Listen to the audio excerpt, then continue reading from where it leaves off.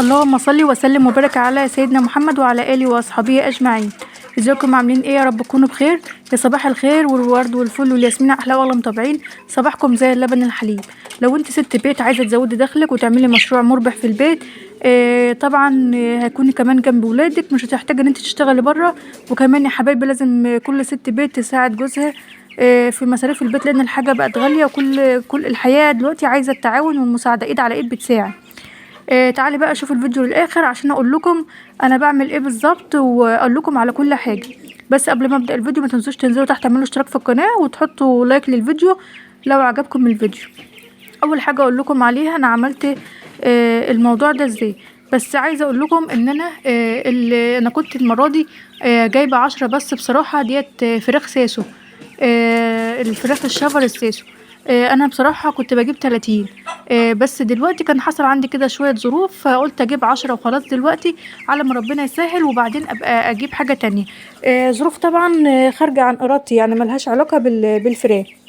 انا كنت خدت الفلوس بتاعت الربح اللي طلع من المشروع وكده، فحصل عندي تعب لبنتي وكده، فما قدرتش ان انا ازود الكميه المره دي. بس انا اقول لكم انا بعمل ايه. بس طبعا لما ازود الكميه ان شاء الله هبقى اصور لكم تاني كل حاجه انا بعملها. اول حاجه ابدأي على قدك. طب لو انت بس ظروفك ما تسمحش، هاتي 10 برضو فراخ زي دولت، مش لازم تجيبي كميه كبيره. في ناس بتربي 50، في 70، في 100، بس طبعا كل واحدة على قدها. وما تنسيش ان انت كل واحد حسب المكان بتاعه هيقدر يستحمل. عندك مكان مفيش مشكلة، لو عندك أوضة، لو عندك مكان أكبر من كده.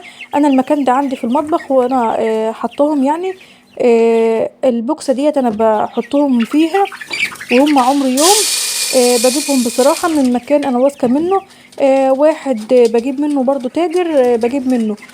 كنت جايبة الكتكوت دوت، اللهم صل على النبي، كان على 22 جنيه.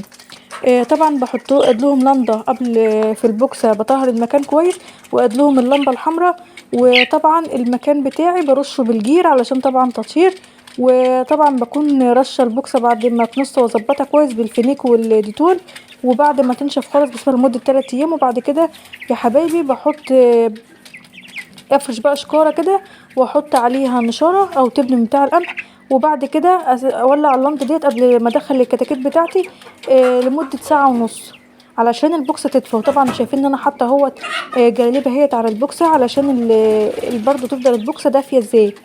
بعد كده هم هيقفوا في البوكسة وهجيب لهم علف مخرز عشان هياكلوا بقى علف مخرز لمدة اللهم صل على النبي 15 يوم. وبعد كده بنقلهم بقى على العلف اللي هو اللي انتم شايفينه ده. بعد ال15 يوم طبعا انا بجيب لهم مع الكتاكيت بجيب لهم علاج للتحضير، بحط منه لمدة 5 ايام او 6 ايام، 3 ايام جرعة وبعدين 3 ايام وراها جرعة تانية. والحمد لله. وبستقبلهم على محلول الجفاف، اول يومين على محلول الجفاف، وبعدين 3 ايام الجرعة الاولى وبعدين 3 ايام الجرعة التانية. بعد كده يا حبايبي بطلع الفراخ في البوكسه، وطبعا المكان ده بيبقى نضيف اهوت.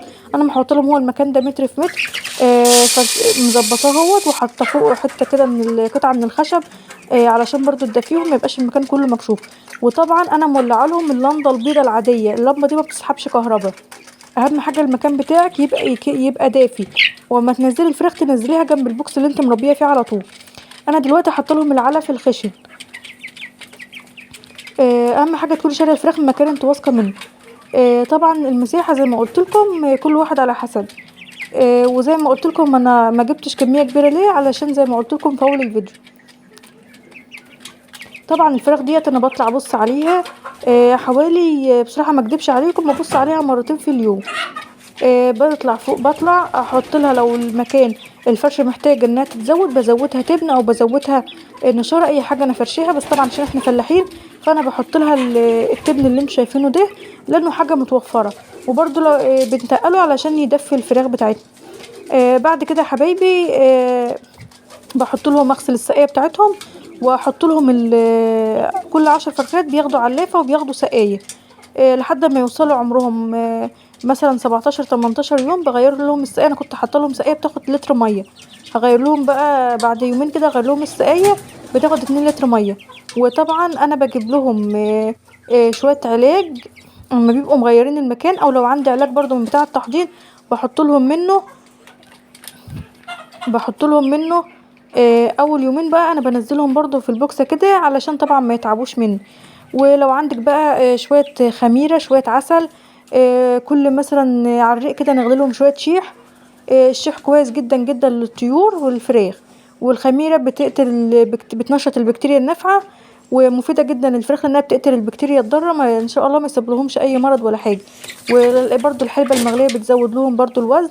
وبعد كده يا حبايبي، بعد كده بتفضل الدورة ماشية على كده، شيح وخميرة وليمون وحلبة وشوية حاجات كده برضو. لو ممكن احط على العلف كركم وقرفة وشوية كده، مثلا نص معلقة من كل حاجة، نص معلقة، وكمون وكزبرة ناشفة.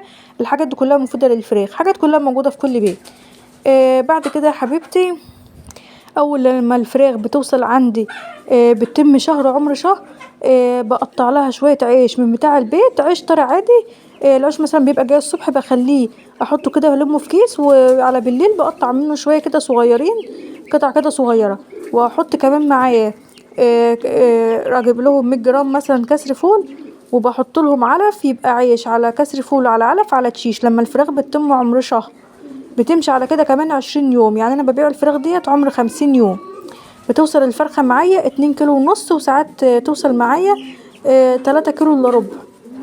بعد كده طبعا بتبقى برضو الكيلو بيتباع ب95 جنيه او ب90 جنيه. بديهم برضو لأي تاجر، او ببيعهم برضو للأهالي. بيبقى طعمهم برضو مسكر لانهم مش متربين على اي ادوية خالص، فبيبقوا فراخ كويسة.